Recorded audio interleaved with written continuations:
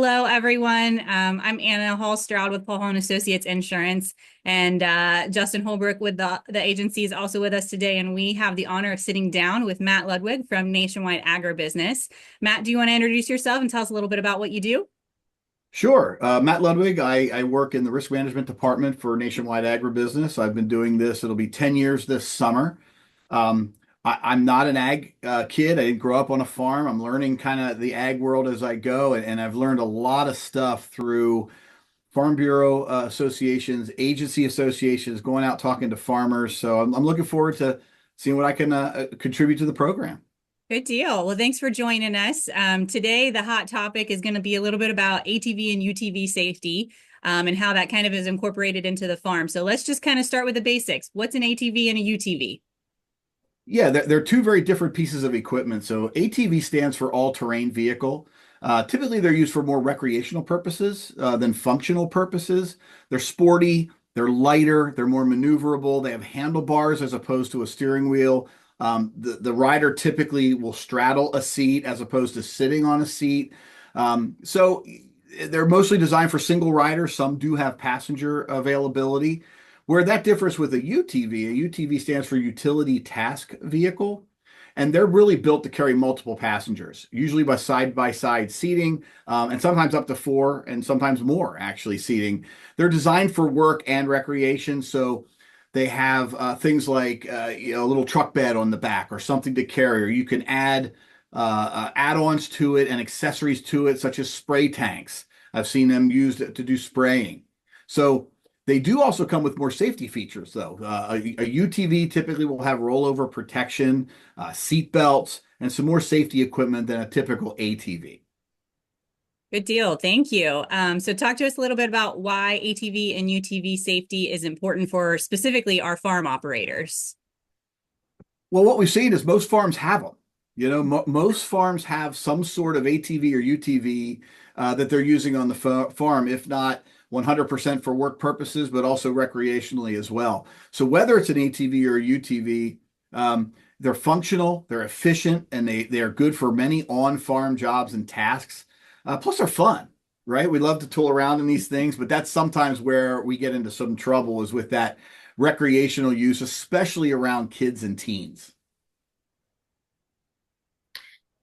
Great. What about safety? We know that there are the three pillars of safety related to ATVs and UTVs. Can you expand a little bit, Matt, for us on those for us?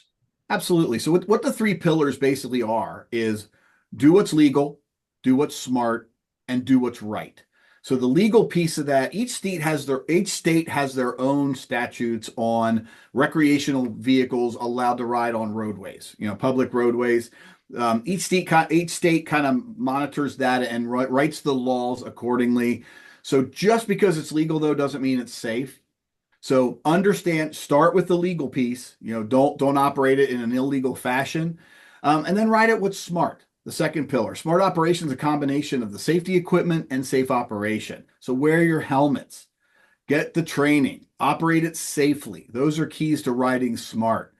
And then riding what's right is ensure you have the right vehicle for the task. Match the job, the manpower, the horsepower, your accessories to be appropriate for your operation and what you're utilizing the equipment for. So three pillars, what's legal, what's smart, and what's right. Great, thanks. And we know that there's a program, and we know about champion rider safety and safety and what that's looking like going forward on farm and off farm usage of these vehicles. Can you talk to us a little bit about that program and the champion rider safety? Yeah, the program's really getting some traction, no pun intended, right, for the off-terrain vehicles. We've partnered with Dale Earnhardt Jr., also the ATV Safety Institute, and the Recreational Off-Highway Vehicle Association to help launch this program. And there's a website, it's nationwide.com/ATV safety, one word, offers a variety of news and resources, including some safety rules for ATV and UTV operators, guidance for safe use on farms and agribusinesses, and also provides tips and ways to prevent youth tragedies and champion the initiatives in the communities. We've also teamed up with the ATV Safety Institute and the Recreational Off-Highway Vehicle Association to promote ATV UTV safety training programs, which can be accessed for free. what we're finding is most of the accidents that occur, there's a lack of training. We didn't teach the operator how to operate the vehicle safely. They have some very unique handling characteristics that if we're not trained on recognizing, we don't operate safely. Yeah, absolutely. And I think, specifically like in our community, we've had a lot of experience with that with youth and youth ending up, seriously injured or even worse. So could you talk to us a little bit specifically on our youth riders and what do we need to know about their safety and what we can be doing to protect them? Well, and let's start off with some statistics because those are kind of what's driving all this, right? So in the first half of 2023, there are more than 200 off-highway vehicle fatalities across the country.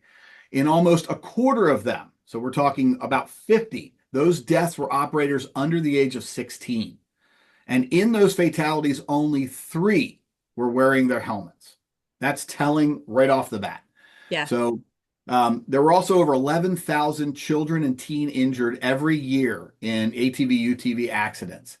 And, many of these are non-farm kids. So a lot of these are, the friends of the farm kids. We bring them home. Hey, that's let's go tool around on this ATV. It's really fun to drive. But in most cases, there just is a lack of training, the proper training. They're not wearing the helmets and just a general lack of knowledge of the risks associated with these types of vehicles. Yeah, absolutely.